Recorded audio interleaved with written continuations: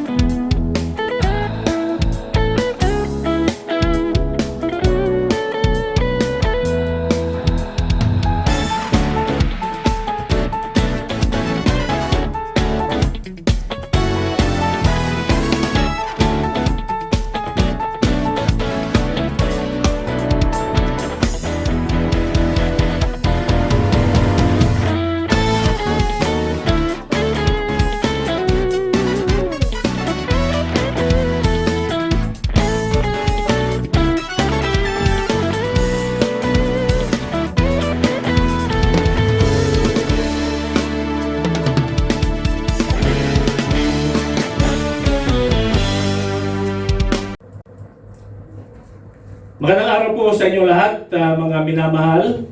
Saan mo pa kayo dako naroon na nakikinig sa ating pong gawain ngayong umaga ay ipinapaabot po namin isang napaka-init na pagbati mula po rito sa bansa ng Kuwait. Kaya maraming salamat sa patuloy po ninyo na pagdalo sa ating gawain, especially po yung mga loyal attendees po natin, si Sister Juliet dyan sa Cyprus, mga attendee po natin mula sa UK, sa Florida, sa Canada, attendee po natin sa Gulf region. Welcome po kayo sa ating gawain ngayong umaga. At ganoon din po yung mga attendee natin doon sa Pilipinas, yung mga taga Digos, good morning o good afternoon sa inyo. Mga taga Davao, Bacolod, sa Calabarzon, Metro Manila, sa Ilocos, and sa lahat po ng dako ng Pilipinas. Kaya binabati ko po rin ang ating pong hipag at kanyang asawa doon po sa Cavite, si Efren, si Belia.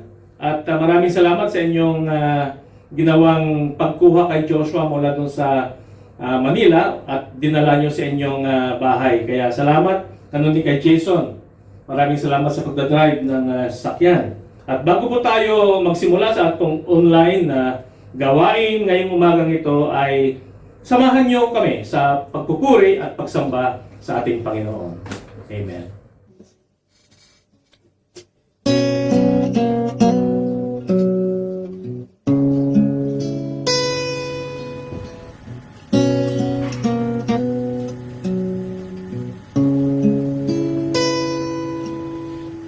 Ikaw ang pag-asa ko, tanging ikaw ang buhay ko. Kahit ako'y nangangamba, basta't ikaw ay kasama, panatag na. Ikaw lang ang sasambahin, paligid man ay magdilim. Jesus, kahit may suliranin man, lagi kang aawitan, ikaw lamang. Kahit kailan, di ka nagkulang, biyaya mo sa akin laging naan.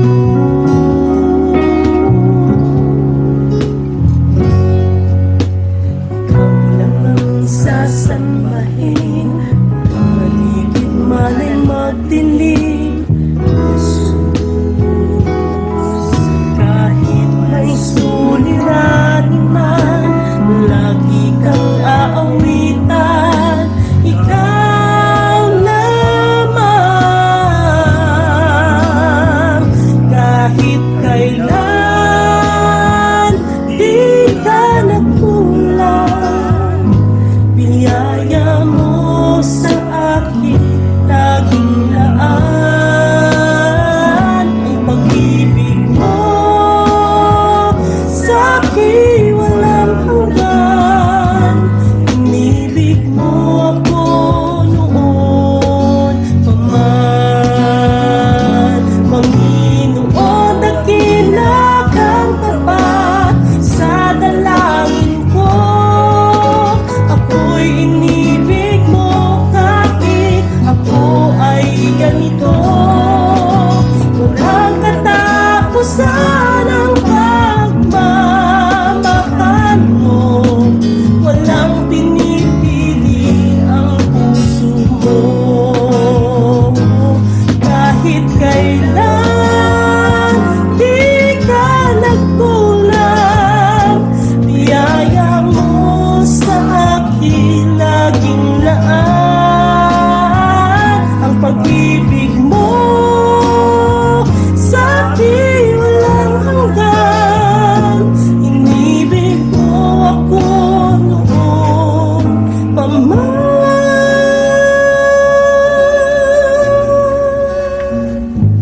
Inibig mo ako noon pa man.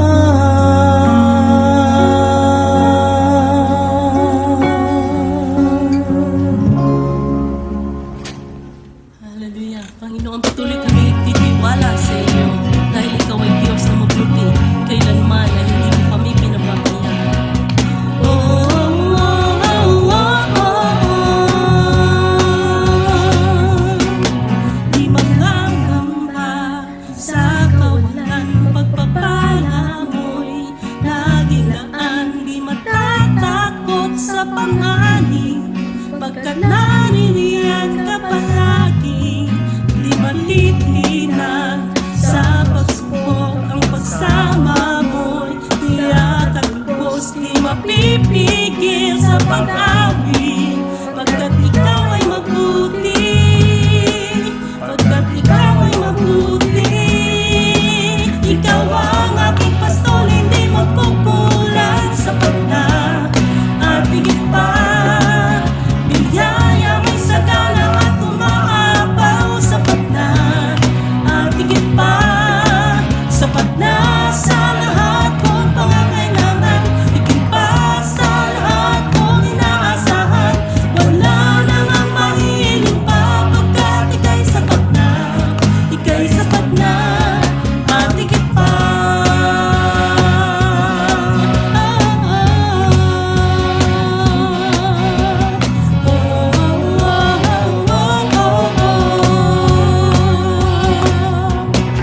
Di mangangamba sa kawalan, pagpapala mo'y laging laan. Di matatakot sa panganib, pagkat naririyan ka palagi. Di matitinag sa pagsubok, ang pagsama mo'y tiyak at lubos. Di mapipigil sa pag-awit, pagkat ikaw ay mabuti. Oh, napakabuti. Ikaw ang aking pastol, hindi magkukulang. Sapat na at higit pa. Biyaya mo'y sagana at umaapaw. Sapat na at higit pa. Sapat na sa lahat kong pangangailangan. Higit pa sa lahat kong inaasahan. Wala na ngang mahiling pa, pagkat ika'y sapat na. Ika'y sapat na at higit pa. Salamat, Panginoon, dahil sa anumang pagsubok o anumang panganib ng aming buhay, patuloy kaming magtitiwala sa inyo dahil ikaw ay sapat at higit na sa aming mga buhay.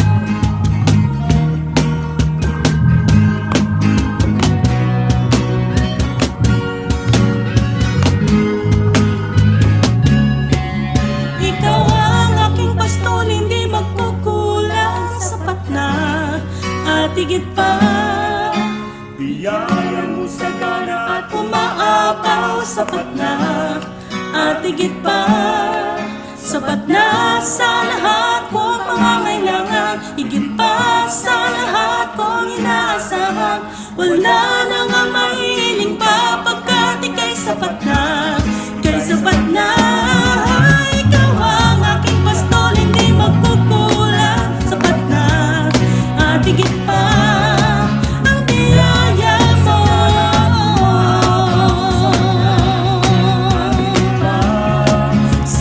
pa sa lahat kong pangangailangan, higit pa sa lahat kong inaasahan. Wala na ngang mahiling pa pagkat ika'y sapat na, ika'y sapat na. Wala na ngang mahiling pa pagkat ika'y sapat na, ika'y sapat na. Wala na ngang mahiling pa pagkat ika'y sapat na, ika'y sapat na. At higit pa, kay higit pa. Oh, oh, oh, oh, oh.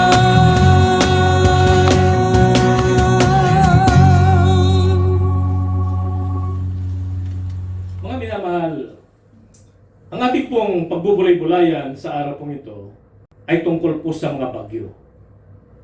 Naranasan niyo na ba na kayo po ay nandoon sa kalagitnaan ng mga typhoon? Well, kung kayo po ay Pilipino, hindi pwedeng hindi niyo maranasan ang malagay sa kalagitnaan ng bagyo dahil sa isang taon sa Pilipinas, meron pong humigit kumulang na 30 mga typhoon yung pumapasok sa ating bansa. At tayo pong lahat mga Pilipino, naranasan po natin yan mismo, lahat ng mga signal, 1, 2, 3, 4, 5, naranasan po na, and we know how it is to be in the midst of a storm. At ito po yung ating pagbubulay-bulayan sa araw pong ito.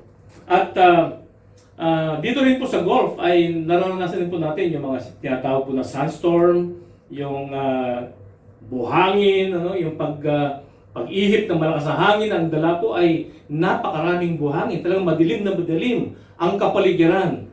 At tunay nga po na napakahirap na kayo po ay mapagitna sa ganitong uri ng sandstorm. At sa ating kapanahunan po ngayon, tayo po ay nandoon sa kalagitnaan ng isa na namang bagyo. At yun yung tinatawag po na COVID-19 storm, ang pandemic, na bigla na lang lumitaw. No? Tayo po ay talagang so excited, pagpasok po ng 2020, we are so excited na panibagong dekada ng mga magagandang mga plano. Subalit sinira po ng pagpasok ng COVID-19 dahil alam po natin ang kaaway ay talagang hindi po siya nasisiyahan. Ang mga tao po ay so excited to go above their yung mga plano po nila sa buhay. Kaya ito po isang bagyo na naapektuhan po ang lahat ng mga bansa. Almost all of the whole world was affected by this typhoon, itong COVID-19. And every day, so many are dying. Every day, so many are suffering. Every day, so many are so into depression. Dahil hindi po nila maunawaan, maintindihan how come they got this virus. Kaya, ang mga tao po ay tunay ngang nagkakaroon po ng kaguluhan sa kanilang mga puso na bakit dumating ang bagyo na ito. So everyone is so fearful, no? At ngayong araw pong ito, ako po ay tumingin sa statistics at ang buong mundo po ay mayroon ng humigit kumulang na 3 milyon na mga affected people, positive, COVID positive. At abot-abot na po na mahigit 200,000 ang mga namamatay. Imagine, in a short period of time, more than 200,000 already died from this invisible enemy. At ito po ay nararanasan po ng lahat ng mga bansa, even here in Kuwait.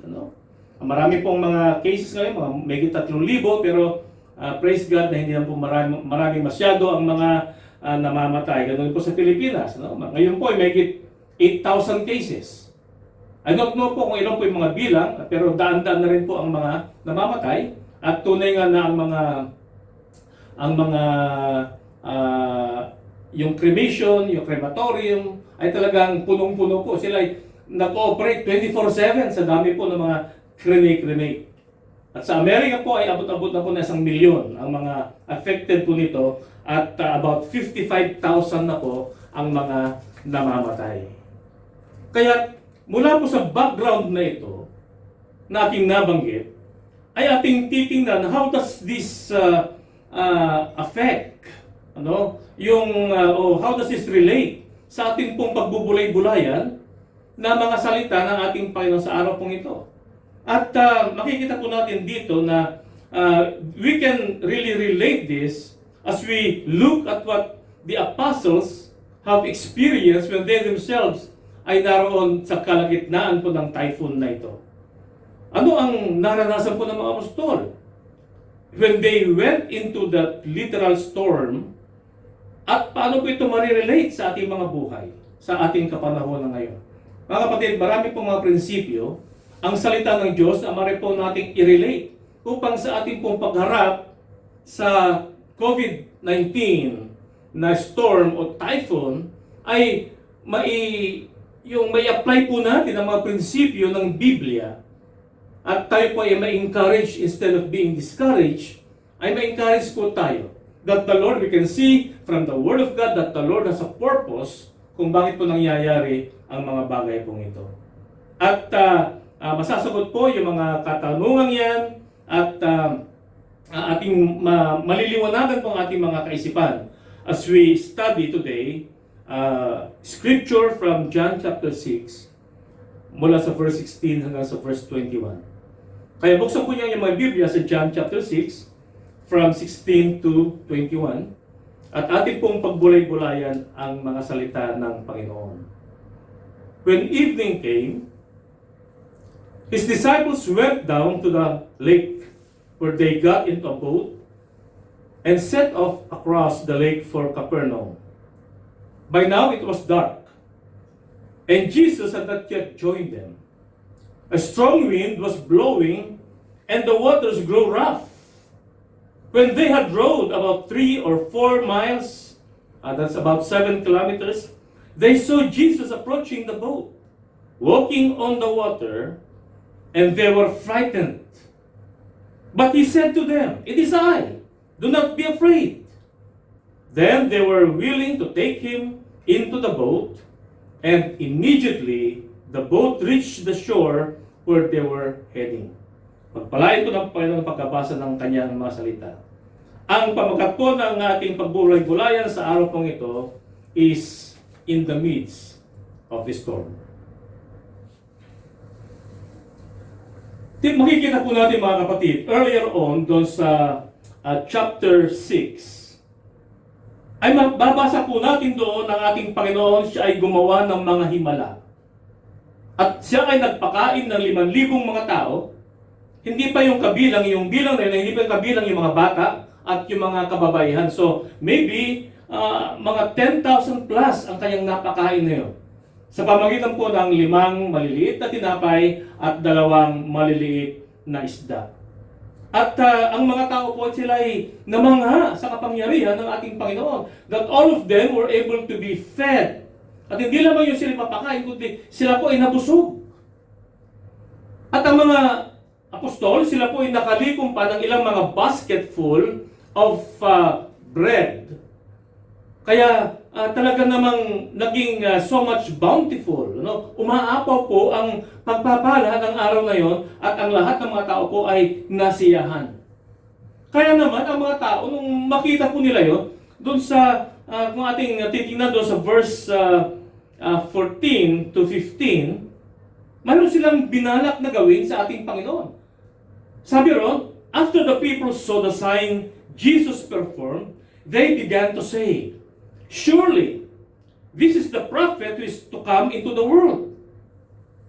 Jesus, knowing that they intended to come and make him king by force, withdrew again to a mountain by himself. Kaya ito po yung binalak ng mga tao Mga tao, nung makita po nila ang makamanghamanghang gawin ng Panginoon, aba, ito, ayos to. Ito ang pwede nating maging hari.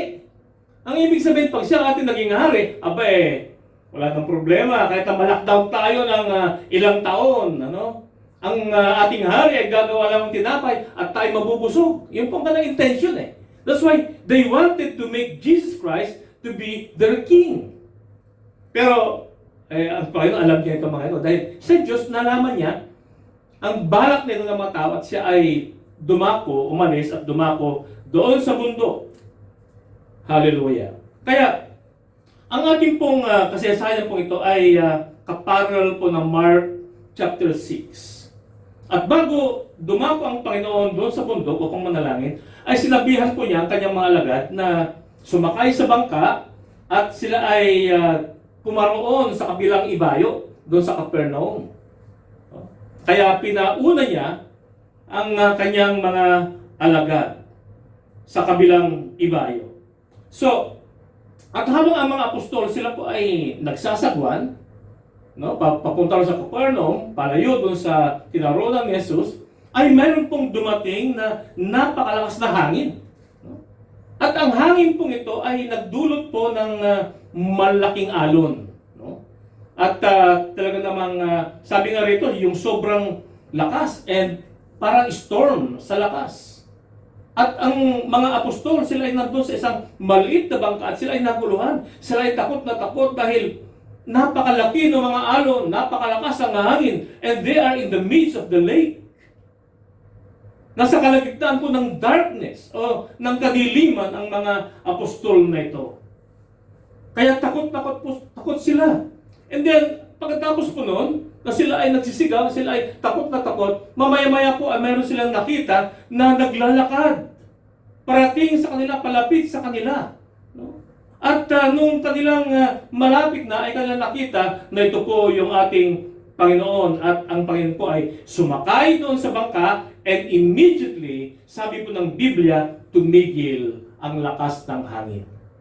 Tumigil po ang pag-ihip ng malakas na hangin at nagkaroon po ng payapa ang karagatan. Hallelujah. And then, pagsakay po ng ating Panginoon, nagulat na lamang sila that immediately, at that instant, sila ay sumadsad na, napadpad na sila doon sa lugar na kanilang pupuntahan. Kaya ito po yung context ng ating kasaysayan. Ito po yung ating pagbubulay-bulayan. At makikita po natin dito, how can we relate this story sa ating dinadaan ng mga bagyo sa ating mga buhay sa ngayon, especially yung COVID-19 na typhoon. Mga kapatid o mga minamahal, ang bagyo ay surely darating po sa ating mga buhay. Wala pong exempted yan. I myself has undergone so many storms and trials in my life na talaga namang matitindi. Iba't iba po yung degree ng storm na ito na dumarating sa ating mga buhay. And many times we are discouraged. Sometimes hindi po natin alam ano ba yung ating gagawin. And sometimes ay nagiging negatibo po yung resulta ng ating pong pagharap ng mga problema nito. Pero alam nyo ba ng ating Panginoon, by looking at the scripture that we are about to study today, ay mayroon palang plano ang Panginoon kung bakit po niya hinayaan na nangyayari ang mga bagyo. Kung bakit niya hinahayaan ang kanyang mga lingkod, ang kanyang mga anak, ay nagdaranas ng mga bagyong ito. At mamaya po makikita po natin na ang purpose po ng lahat ng mga ito sa mga anak ng Diyos, sa mga tao po mayroon pa ng palatay sa ating Panginoon, ay para po sa ating ikabubuti. Hallelujah. Kaya iyon po ang excitement ng salita ng Diyos. No? Iyon po ang excitement. Binibigyan po tayo ng lakas ng loob. We are being encouraged. Dahil mismo ang salita ng Diyos ang nagsasabi. Last week, we studied about the Word of God is none other than Jesus Himself. Sabi nga, nung pasimula ang salita, at ang salita ay Diyos, kasama ng Diyos, at ang salita ay Diyos, at nagtatawang tao sa verse 14. Kaya, as we read the Word of God, nakikita po natin dito ang ating Panginoon, the Lord who have created everything, the Lord who is faithful, the Lord who is true, the Lord na hindi nagsisinungaling kailanman. The Lord na tapat sa kanyang mga pangako.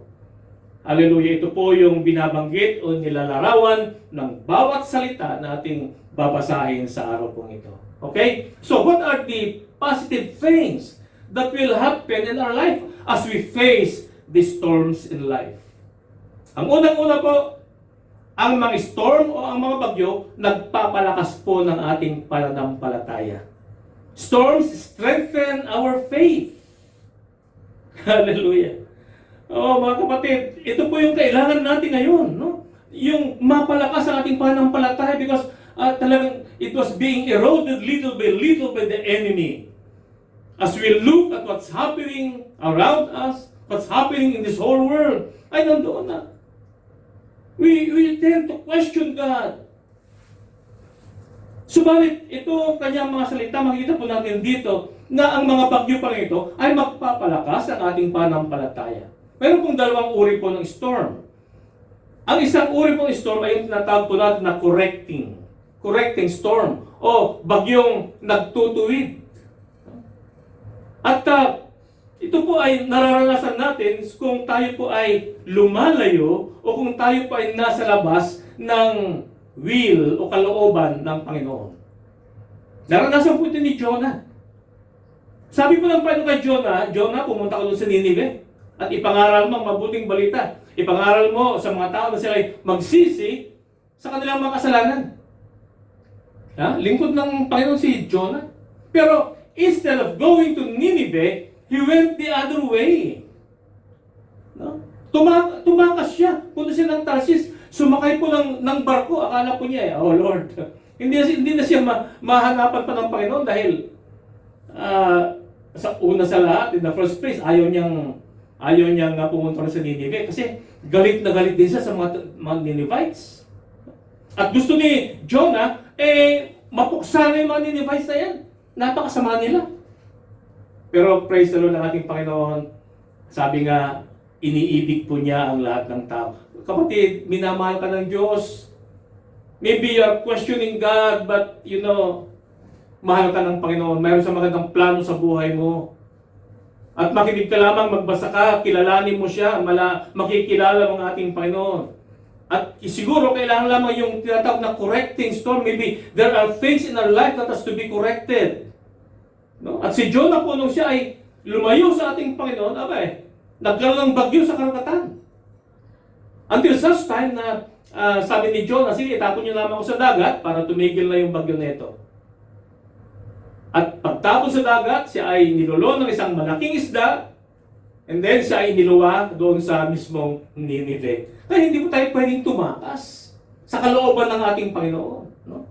At habang nasa Nineveh si Jonah, ginawa po niya ang kalooban ng Diyos, at ang buong Nineveh, sila ay nagsisi. See? Imagine. Sila ay nagsisi. They ask forgiveness from the Lord. At sila ay nagbalik loob sa ating Panginoon. So, correcting storm. At naranasan din po natin mga kapatid, no? In our life, sa ating buhay na ito, ay nakakagawa po tayo ng mga bagay na hindi nakakalugod sa ating Panginoon. And we thought the Lord is not aware of that, and we are enjoying. Diba? Nag-enjoy po tayo sa ating mga ginagawa. Wala namang nangyayari. Wala namang kidlat na bumabagsak sa'yo, tumatama sa'yo. Pero, when storm comes, dumating ang bagyo sa iyong buhay, praise the Lord sa mga taong nakilala nila na ang storm na ito is a way of the Lord reminding them na magbalik loob sila sa ating Panginoon, na tumalikod sa kasalanan. Because if not, mas grabe ang mangyayari po sa kanila. Kaya, maraming mga tao, sila ay nagdaranas po ng mga bagyo, and they realize the need for them to change their ways. Sila ay nagsisisi at nagbalik loob sa Panginoon, at muli po silang nagagamit mightily sa service ng ating Panginoon. So that is what we call the correcting storm. At meron din po yung perfecting storm. Tayo pong lahat, meron po tayong mananampalataya, subalit naapektuhan yung faith natin na yan sa mga nangyayari sa mundo. And the Lord wanted to perfect our faith. The Lord wanted our faith to grow more and more.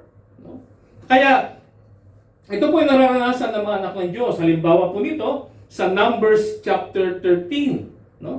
Ang mga espiya, sila pa ay pumasok doon sa Canaan, at nakita nga po nila doon na, akala ko, pagpasok natin doon sa promised land easy going tayo, yung pala. Mayroon tayong mga harapin na mga kalaban, napakalalaki nila. Although, ang mga ubas at ang honey is freely flowing, ang mga ubas na napakalalaki kasi laki ng ulo ng tao, at bountiful ang milk and honey, pero may kalaban At ang tingin nila sa atin parang tipaklong. Alam niyo mga tipaklong, hindi po ba? Kaya napakaliit, napakalaki po yung mga kalaban. And the people are so discouraged. Pero sabi po ni Joshua and Caleb sa Numbers 14, verse 8 and 9, kung kalulugdan tayo ng Panginoon, ay dadalhin nga niya tayo sa lupain yon at ibibigay niya sa atin. Isang lupain na dinadaluyan ng gatas at pulot. Huwag lamang kayong maghimagsik laban sa Panginoon ni matakot sa mga tao ng lupain yon, sapagkat sila'y para lamang tinapay sa atin. Ang kanyang kalinga ay inalis sa kanila, at ang Panginoon ay kasama natin, huwag kayong matatakot sa kanila. So Joshua and Caleb reminded the Israelites about the Lord, ng Panginoon kasama nila. Minsan kasi nakakalimot po tayo eh. Though we've been reading that the Lord, sabi ng Panginoon, I will never leave you, I will never forsake you. But nakakalimot po tayo eh. And Joshua and Caleb is reminding them about what the Lord has done for them while they were in the wilderness. Diba? For 40 years, the Lord never have forsaken them. All of their needs were being provided for by the Lord. No? Spoiled nga itong mga ito eh. No, nang sila nagsawa sa tinapay, Lord, iba naman, sana yung ulam naman, Panginoon. Abe, di ba? Mga quail, nagsawa sila, adobo, prito, lahat na ng uri ng luto, ginawa po nila, inihaw. Talagang they were not forsaken by the Lord. At kung sila ay nauhaw, ay nandoon yung tubig, Moses just strike at the rock and mag-flow ang napakasarap na tubig. So, they are being reminded that as they were walking in the wilderness during the daytime, nandoon ang mga ulap na sumusunod sa kanila upang hindi sila mainitan. And during nighttime, nandoon na sila ay napapaligiran ng apoy upang hindi sila silain ng mga mababangis na hayop. O kaya sila ay magkaroon po sila ng warmth dahil malamig po sa disyerto. The Lord have not forsaken them. And this is what Joshua and Caleb is reminding them. Kaya ito po yung tinatawag na perfecting storm. Although haharap tayo sa mga pagsubok na ito, pero this will strengthen our faith. Dahil alam natin, the Lord will never leave us, the Lord will never forsake us. Ipapakita ng ating Panginoon ang kanyang kapangyarihan at maranasan natin mismo ang pagdaloy muli ng kapangyarihan ng Hari ng mga Hari at Panginoon ng mga Panginoon. Kaya mga kapatid, i-welcome po natin yan. Sabi sa 1 Peter chapter 1, 6 and 9, sa ganito kayo nagagalak, bagamat ngayon sa sandaling panahon, ay kailangan ninyong magdanas ng iba't ibang pagsubok upang ang kadilisayan ng inyong pananampalataya na mas mahalaga kaysa gintong nasisira, bagamat ito'y sinusubok sa pamamagitan ng apoy, ay mauwi sa kapurihan, sa kaluwalhatian at karangalan sa pagpapakita ni Hesus Kristo. So mga kapatid, all of those trials, ang end result po mga ito, magpapalakas ng ating panampalataya at magbibigay ng kapurihan at karangalan sa ating Panginoong Hesus. Hallelujah. Praise the Lord. So, storms strengthen our faith. Amen po ba dyan? Ang pangalawa po mga kapatid natin pagbulay-bulayan. Yung una kanina, storms strengthens our faith. Pangalawa po, in the midst of the storm, we are assured of His intercession. Sa kalagitnaan ng unos ng ating mga buhay, tayo ay makakatiyak ng kanyang pananalangin. That He is interceding for us. Sabi po sa Mark 6, verse 46, pagkatapos na nakapagpaalam siya sa kanila, umakyat siya sa bundok upang manalangin. Now, yung senaryo kanina, ang ating Panginoon, instead of going with His disciples, ay hinayaan po niya ang kanyang alagad na mauna na. So they went by themselves doon sa kabilang ibayo. At ang ginawa ng Panginoon, siya ay umakyat doon sa bundok upang siya ay manalangin. Kaya dito po ay makikita po natin na mayroong purpose. Bakit kaya? Maring we are thinking, ano? Ba't kaya hindi sumama si Jesus? Ba't kaya umakyat pa ng bundok at he can pray naman dun sa boat kung kinakailangan at kasama pa niya ang kanyang mga apostol. Magkaroon sila doon ng prayer meeting. Pero mayroon pong uling mga prinsipyo, mga kapatid, na pinapakita po ng ating Panginoon. At marami pong mga nagtatanong kung bakit niya pinauna ang mga alagad. He left them by themselves. At tanong ng mga skeptics, hindi ba alam ni Jesus na mayroong darating na bagyo? Hindi ba niya alam na ang kanyang maalagad ay darating, ay yung haharapin nila ang isang bagyo doon sa karagatan? At kung ikaw ang isang, sabi na, kung isang leader na makapangyarihan, ba't di mo sila sasamahan para pagdating ng bagyong ito ay talagang kasama kanila? Magbibigay ng comfort sa kanila na they will not be afraid because you are with them. Mga kapatid, tinalikuran ba sila ng Panginoon? Sinabi ba niya sa mga alagad, bahala ka sa buhay ninyo? After na nangyari po yung kamanghamanghang himala na yon, after na sinabihan sila ng Panginoon, dumako sa kanilang ibayo sapagkat doon, they will again be ministering to people.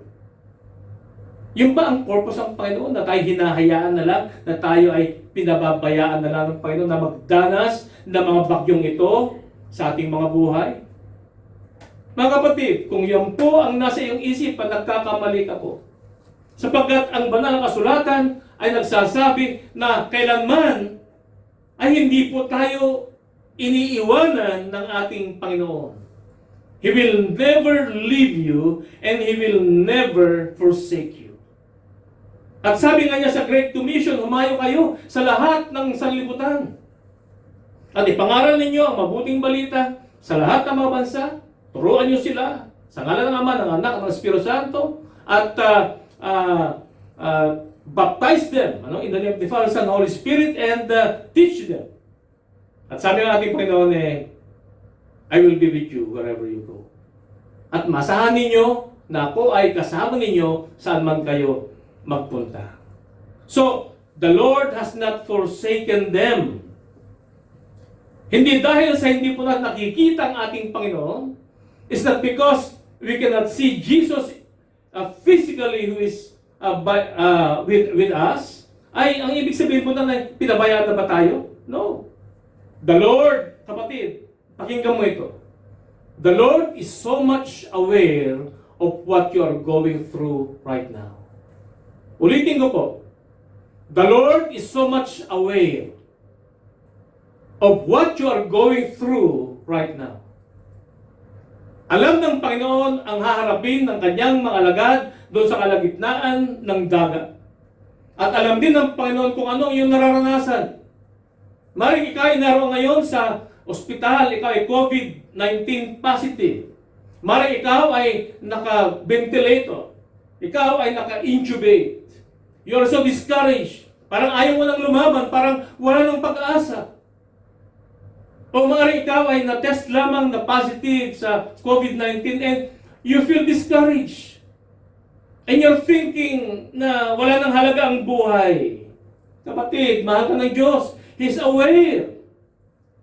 Or maaaring ikaw ay ubos na iyong pera. Mahigit 2 buwan ng lockdown. Hindi ka makalabas dahil total lockdown ang iyong area. And you're being discouraged already. Kapatid, God is so much aware of what you are going through. Kaya magtinan po natin dito, bakit natin nasabi that He is so much aware? Doon po sa Mark chapter 6 verse 48, habang ang Panginoon nandun sa bundok, ay ang kanyang paningin, ang kanyang mga mata ay nakatuon doon sa kanyang mga alagad. Sabi po sa verse 48, pagkakita sa kanila na sila'y nahirapan sa pagsagwan, sapagkat salungat sa kanila ang hangin. So, the Lord saw what they are going through. Sila ay hirap na hirap sa pagsagwan, na sila ay natatakot, na sila ay sumisigaw, asking for help. The Lord is aware. And if you are in that situation right now, all you have to do is to ask for help. Call unto Him. Tumawag ka sa Kanya ngayon din, kapatid. Mahal ka niya. Ano man ang iyong relihiyon, ano man ang iyong katayuan sa buhay, sino ka man, mahal ka ng Diyos. At nais niyang tugunin ang iyong panawagan even right now. Just call unto Him. Sabi nga niya, call unto me and I will answer thee. Hallelujah. Tumawag kayo sa Kanya sa pangalan ni Jesus. Kaya, ito po yung nangyari. Because He knew that the apostles will be experiencing a great storm. Ano po ang pinanlaban ng ating Panginoon? Siya ay nanalangin. No? Siya ay nanalangin. Nilift up niya ang kanyang alagad nito sa kanyang amang nasa langit. Nilift up niya. And as you call unto Him right now, minamahal, the Lord Jesus will lift up that prayer concern to God the Father who art in heaven. Sapagkat naunawaan niya ang iyong nararanasan sa oras na ito. You are being prayed for. God is interceding for you. Jesus is interceding for us sa harapan ng kanyang amang nandoon sa langit. Hallelujah. Kaya ito po ang isang blessed, we are so much blessed. Bakit? Kasi mismo ang Panginoon, siya yung nag-i-intercede sa atin eh. Minsan tayo po humihingi ng prayer request sa ating pong mga leaders, sa ating pong mga pastor. And we are so blessed because they are praying for us. They are so blessed because they promised to pray for us. Subalit, we are even more blessed that the King of Kings and the Lord of Lords Himself is the one interceding for us sa harapan po ng kanyang amang nasa langit. Hallelujah. Di ba nakakagalak na malamang tayo po ay nandoon. Yung pangalan natin ay nasa prayer list ni Jesus. That whenever He comes before His Father, nandoon na kanyang nililift up ang kanyang buong prayer list. Ang mga pangailangan ni Pastor Juno, praise the Lord, pangailangan ni Brother Freddy, ni Brother Rolly, ni Verna, ni Neto are being lifted up. Ang pangailangan mo, kapatid, is being lifted up by the Lord Jesus Christ Himself. Kaya nakakagalak. Hallelujah. Dahil ito nga po ang isa sa purpose ng ating Panginoon, na tayo po ay Kanyang i-lift up. Whatever prayer request or yung concern po natin, ay alam ng Panginoon, He is very much aware of it, and is lifting up all of this sa harapan ng kanyang amang nasa langit. Sa Hebreo chapter 7 verse 25, sabi po rito, dahil dito siya'y may kakayahang iligtas ng lubos ang mga lumalapit sa Diyos sa pamamagitan niya. Yamang lagi siyang nabubuhay upang mamagitan para sa kanila. No? Ito pala ang isa sa gawain ng Panginoon. Siya ay nabubuhay upang mamagitan sa atin na kanyang mga minamahal sa kanyang amang nasa langit. Since He always lived to make intercession for you, for me, and to each one of us. Kaya kapatid, huwag mong kalimutan, in the midst of the storm, we are assured of His intercession. Pangatlo po, in the midst of the storm, we are assured of His presence and His protection. Okay? Sabi po sa verse 20, subalit sinabi niya sa kanila, ako ito. Huwag kayong matakot. Sabi niya, it is I. It is I. Do not be afraid. Yung it is I, nire-remind po tayo kung sino siya, ang kanyang nature. He is Emmanuel. Ibig sabihin, God is with us. He is the, kung ating pong babalikan yung kasaysayan doon sa lumang tipan, na nung yung tatlong Hebreyo na hindi hindi lumuhod, ano? Doon sa hari, o hindi gumawa ng inuutos po ng hari, sila ay itinapon doon sa napakainit na oven, furnace. At nung silipin sila ng hari, ay nakita ng hari na mayroong ika-4 na tao na nandoon na naglalakad kasama ng mga Hebreyo. At sabi niya parang, sino ba yung ika-4 na tao na yun? 3 lamang yung ating ikinapon dito. Bakit naging 4 yung nandun sa loob? At nung tumingin siya, sabi niya parang siya ang anak ng Diyos. So, he is the 4th person inside that fiery furnace. It is I. Ako yun, sabi ng Panginoon. Pinapaalala din sa kanila ang kasaysayan po ni Daniel. Doon sa Lion's Den. No? Na ang Panginoon siya yung nagtikom na mabibig ng mga leon. At si Daniel po ay hindi po nila kinain. No? Siya yun. No? He's the same yesterday, today, and forever. It is I. Kaya sabi ng Panginoon, it is I, huwag kayong matakot. At yung it is I na yon is also translated as I am sa ibang mga translation. No? Pag sinabing I am, ito po yung pangalan ng Panginoon. Ibig sabihin, He is the Lord Almighty. He is the everlasting God. He is the omnipotent God, the omnipresent God, the omniscient God, and many others. Kaya ito pa lamang mga kapatid, hindi ba nagpapalakas na ng ating pananampalataya? Nabubuhayan tayo ng loob dahil yung kasama nila na nagsabing it is I sa rin yung nagsabing I will never leave you, I will never forsake you. Sa 2-3 nagkatipon sa kanyang pangalan, narito siya sa ating kalagitnaan. And whenever we call unto Him, He will come to us. It is I, do not be afraid. Minamahal, do not be afraid. Ano man ang iyong pinagdaraanan, gaya po ng aking mga nabanggit kanina, it is I, sabi ng ating Panginoon, do not be afraid. Kung ikaw ay nasa kadiliman, madilim ang iyong buhay,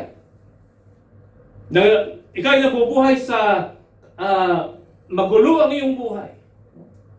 Sabi ng Panginoon, I am the light. I am the light. I am the Prince of Peace. Nagbibigay ng kapayapaan sa magulo nating isipan. Sa panahon ng lockdown, maybe you're hungry.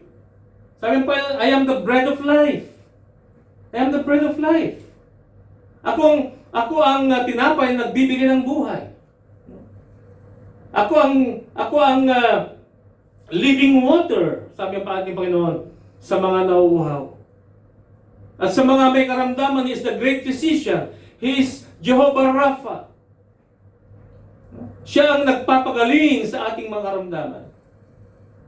Kung mayroon tayong mga pangailangan, He is Jehovah Jireh. Siya ang nagkakaloob ng lahat nating mga pangailangan. And even right now, if you feel unloved, parang walang nagmamahal sa iyo, mahal ka ng Diyos. He is love. Ang pag-ibig, ito ang nature ng ating Panginoon. Hallelujah. At marami pa, no? Hindi po tayo matatapos kung inyumarit po natin lahat ang mga katangian ng ating Panginoon na nakasaad sa banal na kasulatan. Pero isa po ang sinasabi po ng ating mga binabanggit nito. Yung it is I na yon, siya si Jesus, ang Panginoon na nagsabing, hindi kita iiwanan, hindi kita pababayaan.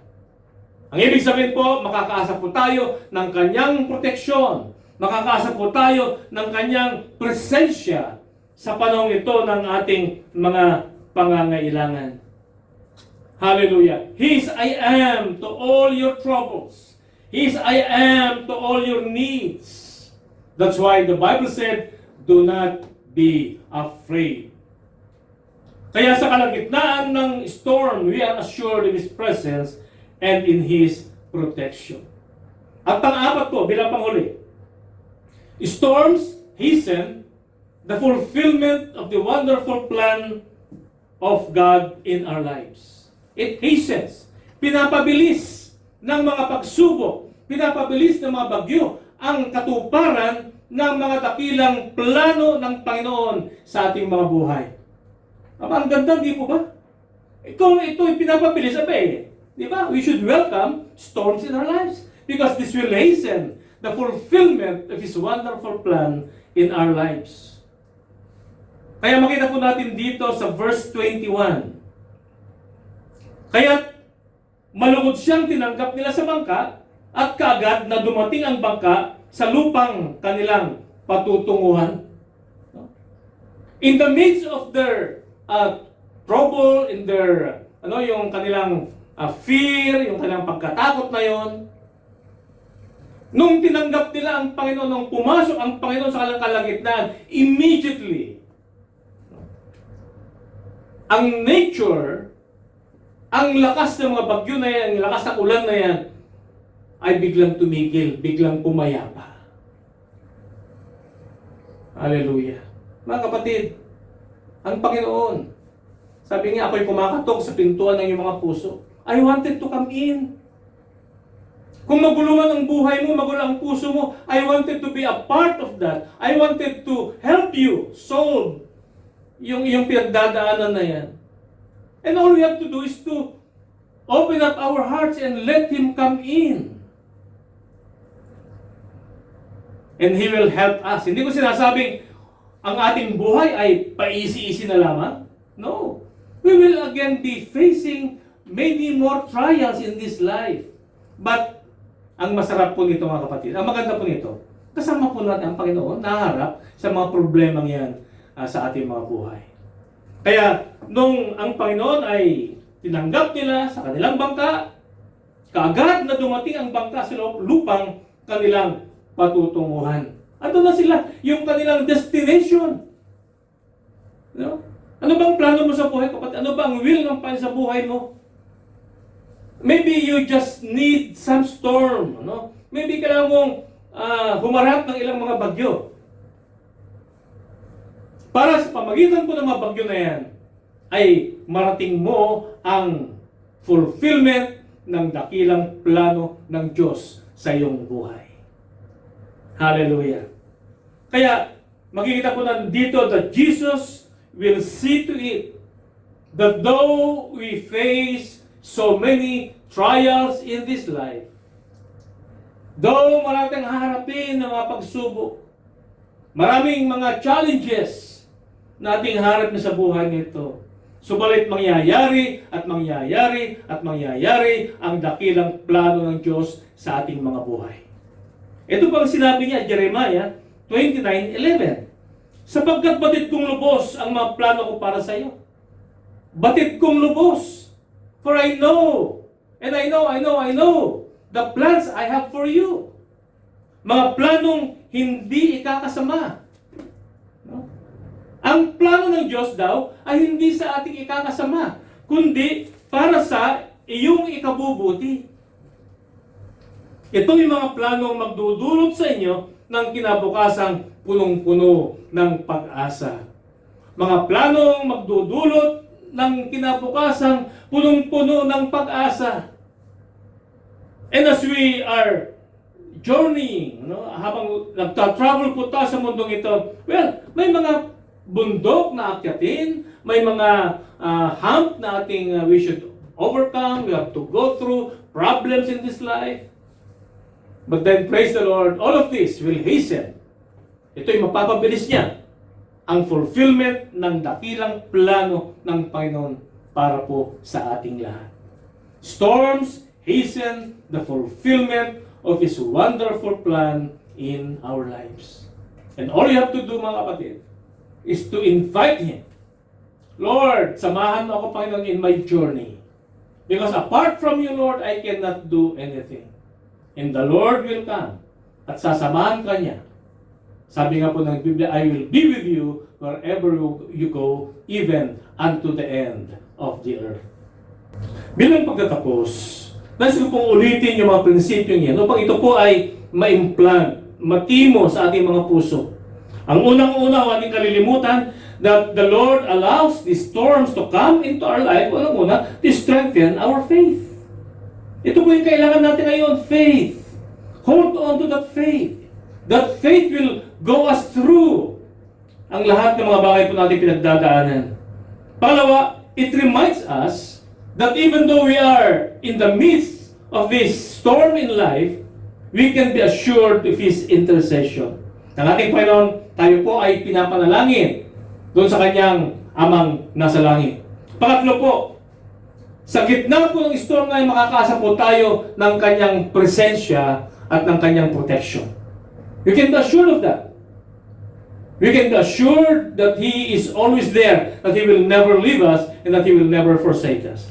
At pang-apat, we should welcome storms sapagkat it is a vehicle that the Lord uses in order that His great plan in our lives will be fulfilled. At yung po, nais natin lahat, di ba ba, na ma-fulfill yung dakilang plano ng Panginoon sa ating mga buhay. Kaya we should welcome storm. Kaya kung mayroon po tayong harapin mga storm sa ating mga buhay, let us welcome it and be assured of His presence, of His protection, be assured na alam ng Panginoon ang lahat ng ating mga pinagdadaanan. And ultimately, tayo po'y magiging victorious. Hindi sa ating sariling kalakasan, but because the Lord is with us. Bilang panghuli ay nais kong basahin po ang sinasabi sa unang Pedro, chapter 1, 3-8. Purihin natin ang Diyos at Ama ng ating Panginoong Jesucristo. Dahil sa laki at habag niya sa atin, tayo'y isinilang sa isang panibagong buhay sa pamamagitan ng muling pagkabuhay ni Jesucristo. Ang bagong buhay na yan ang nagbigay sa atin ng malaking pag-asa na kakamtan natin ang isang kayamanang walang kapintasan, hindi masisira at hindi kukupas. Ang kayamanang iyan ay nakalaan sa inyo doon sa langit. Sapagkat kayo'y sumasampalataya, iingatan kayo ng kapangyarihan ng Diyos samantalang hinihintay ninyo ang kaligtasang nakalaang ihayag sa katapusan ng mga panahon. Ito'y dapat ninyong ikagalak. Bagamat, maaring magdanas muna kayo ng iba't ibang pagsubok sa loob ng maikling panahon, ang ginto na nasisira ay pinaparaan sa apoy upang malaman kung talagang dalisay. Gayon din naman, ang inyong pananampalataya na higit kaysa ginto ay pinaparaan sa pagsubok upang malaman kung talagang tapat.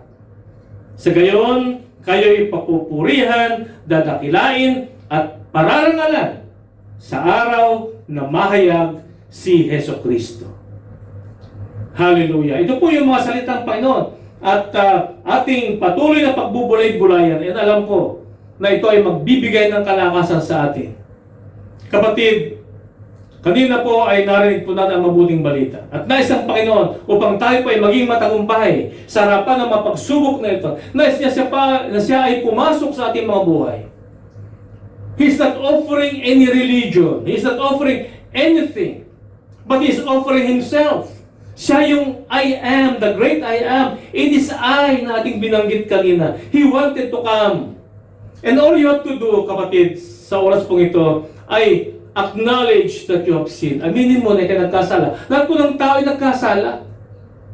Dahil the Lord will never come into a heart that is so full of sin. Just ask for His forgiveness. And if you ask for forgiveness, sabi niya, tayo ay patatawarin at lilinisin sa lahat po nating mga kalikuan. Ask for forgiveness. And then open up your heart. And let Him come into your heart. At sabihin mo sa kanya, Panginoon, manirahan ka sa aking buhay. And He will come in and He will write your name in the Lamb's Book of Life. Kung yan po ang nais mo, kapatid, sa oras na ito, nais kong pangunahan kita sa isang maikling panalangin. Hallelujah. Sumunod ka, just follow after me with this prayer. Panginoon, maraming salamat na narinig ko po ang mabuting balita. Patawarin mo ako sa aking mga kasalanan. Linisin mo ako ng iyong banal na dugo. Binubuksan ko ang aking puso at ini-invite kita, Jesus, na pumasok at tinatanggap kita bilang Panginoon at sariling tagapagligtas. Isulat mo ang aking pangalan sa aklat ng buhay. Salamat po. Itong aking samot panalangin sa pangalan ni Jesus. Amen. Hallelujah. Sa lahat po naman na nalangin, I'd like to pray for you. Panginoon, maraming salamat po na sa araw na ito ay dumating ang kaligtasan saan man naroon ang aking mga kapatid. At hindi lamang mga bagay sa mundong ito ang kanilang tinanggap, kundi tinanggap pa nila ang hari ng mga hari. Ang Panginoon ng mga Panginoon, ang pinakamakapangyarihan sa lahat, ay ginawa po nila na hari at Panginoon ng kanilang buhay. Kaya naman, Lord, I pray that you will continue to be with them, never to leave them, never to forsake them, and be with them as they face, Lord, mga storms sa mundong ito. Panginoon, tulungan mo sila pang lumago sa mga pagkakilala sa iyo, and bless them abundantly, O Lord, in the name of Jesus. Hallelujah. Maraming salamat po mga kapatid, at alam po niyo, pumasok ang Panginoon sa buhay po ninyo. Ginawa po kayong kanyang anak, sabi po sa John 1 verse 14, na 1:12, na sa lahat ng tumanggap sa Panginoon, binigyan niya ng karapatan na maging anak ng Diyos. Hallelujah. Kaya ito po ang panghawakan natin. You're a child of God, you're a son of God, and anytime right now you can ask, you can call unto Him, you can call unto Jesus, and He will answer you. Mahal ka ng Diyos. Meron sa magandang plano sa iyong buhay. Hallelujah. Kaya naman, para ikaw ay lumago sa iyong pagkakilala sa ating Panginoon, kaya kayo magbasa ng kanyang salita, ikaw ay makipag-usap sa Kanya, ikaw ay manalangin, ikaw ay magbulay-bulay, at dumalo sa mga gawain, mga Bible study, upang lalo pang lumago ang iyong pagkakilala sa Kanya.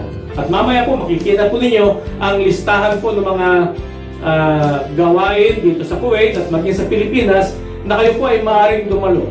At kung wala pong malapit na churches po sa inyo, ay meron po tayong maraming mga live streaming o online na mga gawain, at sumali po kayo sa mga live streaming na ito.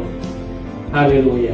Kaya maraming salamat kapatid, at kay ikaw ay mag-rejoice dahil nga napakabuti ang Panginoon sa buhay mo, at ang Panginoon ay tunay ngang niyakap ka ng ating Panginoon, never to leave you, never to forsake you.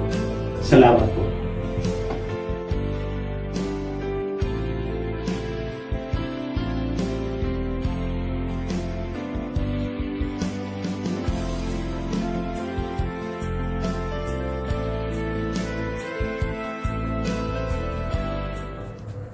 So, matapos po tayong tumanggap sa ating Panginoon, tayo po'y nakakatiyak na mayroon po tayong relasyon na sa ating Panginoon, ay ini-invite naman tayo ngayon ng ating Panginoon sa kanyang dulang, sa kanyang hapagkainan. Nasabi nga niya na sa tuwing tayo magkakatipon, ay ating alalahanin ang kanyang naging kamatayan, at ipapahayag po natin na siya ay muling babalik. At ito po yung tinatawag natin na Lord's Supper. At mayroon pong dalawang elemento na ating ginagamit po rito. Ang tinapay, ito po ay larawan ng katawan ng Panginoon na nasugatan ng dahil sa ating makaramdaman. Ito po ay pangkaraniwang tinapay lamang. It doesn't have to be yung sophisticated na gawa na bread, kundi ito po ay larawan lamang. And this bread doesn't turn into the flesh of Christ. Hindi po ito nagiging laman. Ito po it remains as an ordinary bread. No? Ito po larawan lamang. Ngayon po naman, ang katasang ubas, ito po ay larawan naman po ng kanyang dugo na nabuhos sa krus ng Kalbaryo. Dahil sabi nga nung ating mga pag-aralan sa nakakaraan, ang dugo po niya ay nabuhos with a purpose.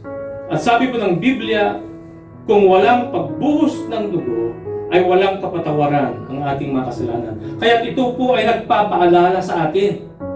We are just being reminded of the blood of Jesus that have been shed at the cross of Calvary.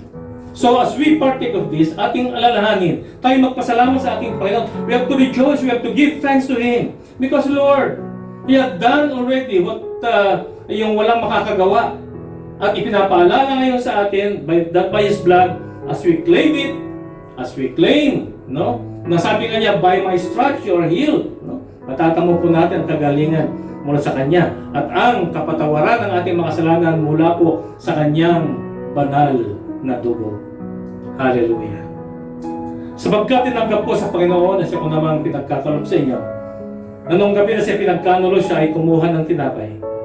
Kanya itong pinagpira-piraso, ibinigay sa kanyang mga alagad, sinabi, itong aking katawan na nasugatan ng dahil sa inyo. Kainin niyo ito bilang pag-alala sa akin.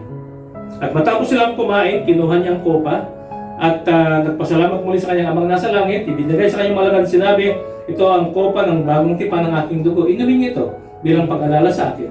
Sapagkat sa tuwing inyong kinakain ang tinapay at iniinom ang kopa, ay inyong pinapahayag ang aking kamatayan hanggang sa aking muling pagbabalik. Panginoon, pagpalain po niyo ang mga elementong ito as we partake of it, O Lord, as we claim, O God, your promises. Panginoon, mangyayari po ang iyong mga pangako sa aming mga buhay. Salamat po for this privilege of partaking with you, Lord, ang mga elementong ito sa pangalan ni Jesus. Amen. Ating pong kainan ng tinapay na larawan po ng katawan ng ating Panginoon.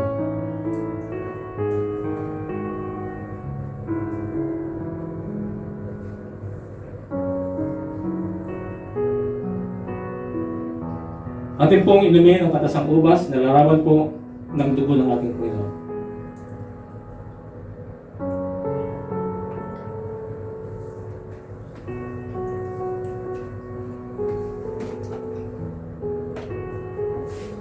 Hallelujah. Kaya salamat po for this blessed opportunity, O God, of coming before your presence, the Lord's Supper. And I pray, Father God, that we will continually be reminded of what happened at the cross of Calvary para po sa aming Panginoon. Namatay ka doon, nasugatan ang iyong katawan, at nabuhos ang iyong dugo para po sa kapatawaran ng aming mga kasalanan. And then, Lord, it will be making a promise, O God, that will continually be proclaiming sa lahat ng mga tao na muli kang babalik at nalalapit na ang iyong muling pagbabalik. Salamat po, Panginoon, in the name of Jesus. Amen. Tayo naman po ay dadako sa ating sama-samang pananalangin. At una po ay nice kong magbigay po ng mga praise reports. Magpasalamat tayo sa ating Panginoon dahil yung ating pong pinanalangin last time na si Ronald na operansan sa kanyang aneurysm, siya ay gumaling na at pinauwi na mula sa ospital. Hallelujah. Panginoon, maraming salamat po sa iyong pagtugon sa panalangin sa buhay po ni Ronald, O Lord, na hindi na po siya natuloy na operahan. Salamat po for interceding in his behalf, O Lord. At siya po ay pinauwi na sa ospital at pinagaling mo na, Lord. Maraming salamat din, Panginoon, sa iyong patuloy na pagkilos even with this live stream. Hindi po namin alam, Panginoon, kung saan mga lugar nakakarating ang aming mga boses. But then we know, O Lord, that so many are surrendering their lives. So many are praying to receive Christ. And I pray, Father, sa mga kapatid na yun, wherever they are in this whole world, na pagpalain mo sila, Panginoon. Patuloy mo silang palaguin sa kanilang panampalataya. At patuloy mo ipakita, Panginoon, na mahal mo sila. At mangyari po ang iyong dakilang plano sa kanilang mga buhay. And I pray, Lord, that they will write to us so that we will also know kung paano po ang ginawa mong himala sa kanilang mga buhay. Salamat din, Panginoon, sa mga ginagamit po ninyo ng mga tao na mag-donate ng mga relief goods.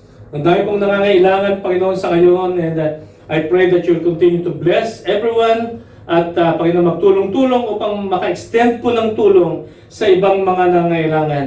Kaya maraming salamat, Lord. Ibalik mo sa kanila ng siksik, tiglig at umaapa, whatever they have, whatever help that they have extended sa mga tao pong ito. Salamat din, Panginoon, na this week ay nirecall na ang maraming mga empleyado, lalo po yung mga medical workers na bumalik na po ng kanilang mga trabaho. I pray, Father God, na ingatan mo sila, ilayo mo sila, Lord, mula sa infection ng COVID-19 and that ibigay na po nawa ang kanilang mga salary upang mayroon po silang magamit sa kanilang pang-araw-araw na buhay. Salamat din po sa provision, Lord, that you are continually providing sa pangailangan po ng iyong mga anak. And also yung provision sa iyong gawain. Na although, Panginoon, is more than 2 months already na walang mga gawain, but then you are continually providing sa mga pangailangan po ng iyong iglesia. Salamat din po, Panginoon, na patuloy, O Lord, na isasagawa ang live streaming nito. Salamat sa buhay ni Brother Nico, and I pray that you will just bless him na sa kanyang pag-uwi sa Pilipinas, O Lord, ay gamitin mo siya mightily, especially if he will undergo a quarantine, Panginoon, for 14 days, na siya ay magamit mo pang ipahayag ang iyong kadakilaan sa mga taong nandoon. That you will use him to encourage people who are in that quarantine facility, O Lord. Kaya maraming salamat po, Panginoon, sa buhay ni Nico, at ibalik mo siya rito na sa lalong madaling panahon upang muli po namin siya makasama at muli niyang magampanan po ang kanyang ministeryo. Panginoon, right now we also pray that you will just comfort ang mga namatayan mula sa COVID-19 na ito. Dito po sa Kuwait, nabalitaan po namin, Panginoon, may mga Filipino na namatay, at ganoon din sa Pilipinas, O Lord, and sa lahat ng mga bansa, Panginoon, na napakarami pong mga namatay. I pray that you will just comfort them, and you will just assure, Panginoon, ang kanya pong mga mahal sa buhay, that, Lord, all of these things are happening for a purpose. At Panginoon, all we have to do is to put our faith in you, at you will honor this faith. Salamat din, Panginoon. We pray also continually sa mga frontliners, mga kapatid na nasa medical field, O Lord. Nabalitaan po namin, Panginoon, na maging doon sa Mubarak, ay mayroon na pong mga medical workers na mayroon na pong positive na COVID. I pray that you will cover yung mga ibang mga frontliners, O God, mga kapatid, Panginoon, that are in the laboratories, mga kapatid that are nurses, O God, mga medical personnel, that you will just cover them. And Panginoon, ilayo mo sila sa infection nito in the name of Jesus. And even doon sa Pilipinas and here in Kuwait, sino man sila, Panginoon, mga frontliners, whatever they're doing, ay protect them also, O God, upang hindi sila ma-infect. At may isagawa po nila yung pinakamabuting nilang may pagkakaloob sa mga biktima ng COVID-19. Maraming salamat po. We continue to pray for the country of Kuwait. Salamat po. Continue to bless this country, O Lord, na maka-recover mula dito sa COVID-19 virus, at maka-recover din, Panginoon, sa economy, dahil, Lord, napakababa ngayon ang price ng oil, and it may affect so many things, O God. I pray for wisdom sa mga pamunuan ng bansang ito, mula kay Amir, Lord. I pray for wisdom, guidance, protection, O God, strength, good health para sa Amir, O Lord, at ganoon din sa Crown Prince at sa lahat ng mga leaders ng bansang ito. I pray that you will cover them, Lord, with your love, with your power, O God, at may isagawa po nila ang pinakabuting mga bagay para hindi lamang sa mga tao po rito, kundi maging sa mga expatriate na community. Kaya bless this country, O Lord, in the name of Jesus. Ganoon din, we pray for blessing upon the whole country of the Philippines, mula sa aming Pangulo, Panginoon. Patuloy mo siyang bigyan ng wisdom. Napakahirap, napaka-selang po yung mga desisyon na kanyang ginagawa. I pray for the wisdom coming from you, so that whatever decision, Lord, that will be done by the President, ay ito isikabubuti po ng lahat ng mamamayan ng aming bansa. I pray for leaders ng aming government na sama-sama sila, magtulong-tulong, Panginoon, upang maibsan o kaya yung masolve ang problema pong ito ng COVID, at ganoon din po mapaunlad ang ekonomiya ng aming bansang Pilipinas. Kaya salamat po, Panginoon, at Lord, inahabili po namin sa inyo lahat. Marami pong mga prayer request, yung pong mga nasa mga television set nila, nasa mobile set nila, yung manunood, Panginoon, may mga pangailangan lahat, mga tao yan. Mga kapatid, dito sa Kuwait, may mga pangailangan.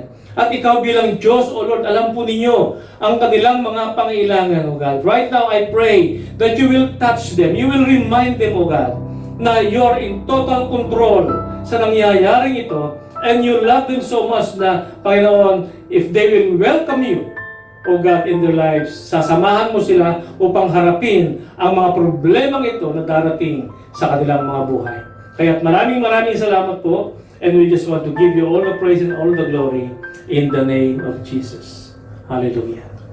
Tayo po yung manalangin. Panginoon, maraming salamat po sa live streaming na ito. Salamat na muli, O Lord, ay naisagawa po namin ito. Salamat sa technology. Salamat sa lahat ng mga ginamit po ninyo upang umawit, upang maglingkod, Panginoon, sa pamamagitan po ng iba't ibang mga gawain, upang may sahipapawid po namin, O God, ang live streaming and preaching na ito. I pray that you will just bless everyone. I-bless po ninyo ang gawain pong ito upang ma-reach out pa niya maraming mga kaluluwa at maraming pong makaunawa sa pag-ibig mo, Panginoon. That many more will come to know you and receive you as their Lord and personal Savior. Kaya salamat, nabilin po namin sila, Panginoon. At ganoon din, sa lalong madaling panahon sana ay matapos na po ito at makabalik na po sa normal na gawain, worship, ang iyong mga iglesia. Maraming salamat po. Atin pong tanggapin ang pagpapala ng ating Panginoon. Sa Kanya na magagawa na higit sa lahat na marating hilingin at isipin sa pamamagitan ng Kanyang kapangyarihang naghahari sa atin. Sumakanya ang lahat ng kapurihan sa pamamagitan ng Kanyang iglesia at ni Kristo Jesus magpakailanman.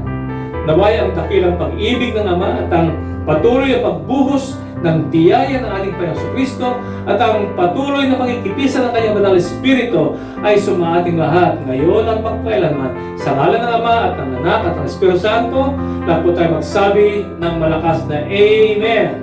Hallelujah. Amen. At tayo po yung pangunahan muli ng ating worship team sa isang awitin. Sabayan po natin sila at ating purihin ang ating Panginoon. Praise the Lord. God bless you and see you again next Friday.